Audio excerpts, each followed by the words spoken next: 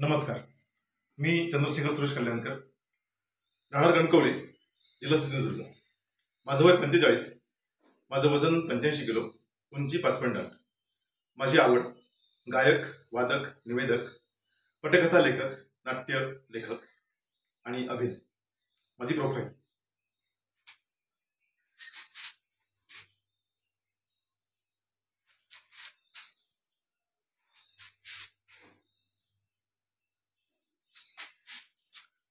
आणि माझ्या ऑडिशन.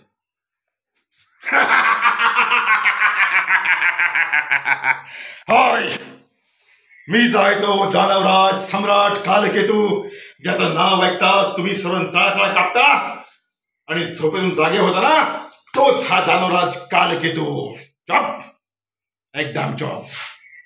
रडायचं नाही की फेकायचं नाही, कारण तुमच्या रडण्या फेकण्याचा माझ्यावर काहीच परिणाम होणार नाही. आणि जर झालाच तर तो वाईट होईल.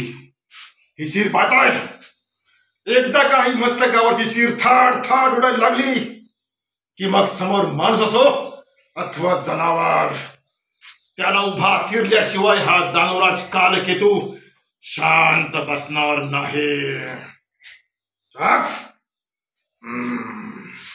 अरे कुठे आहे तो इंद्र, देवराज इंद्रकडे?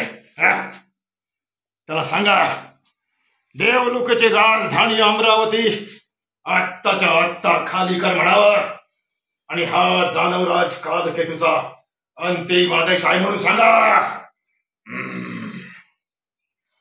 देवलोकाची शक्ती म्हणजे सर्वश्रेष्ठ शक्ती हा त्याचा भाग झालाय, समज झालाय, गर्व झालाय त्याला, आणि हा त्याचा गर्व ध्वस्त मिळवण्यासाठी हा दानवराज कालकेतू युद्धास उभा ठाकलाय म्हणून सांगा.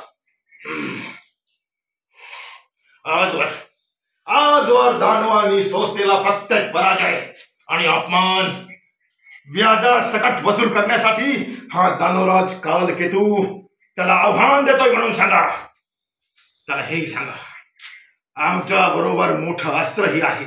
म्हणजे काय होईल, युद्धात उतरण्यापूर्वीच त्याचं अवसान गळून पडेल आणि तो रणांगणात सैरा वैरा धावायला लागेल, आणि मग त्याला आम्ही असं कचपटासारखं चेचून मारू, तिथे त्याचा अंत करू.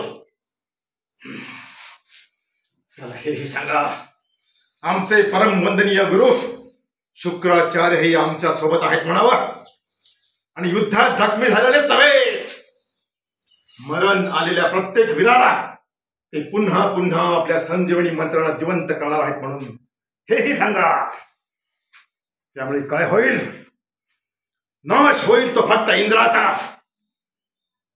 आमचा नव्हे.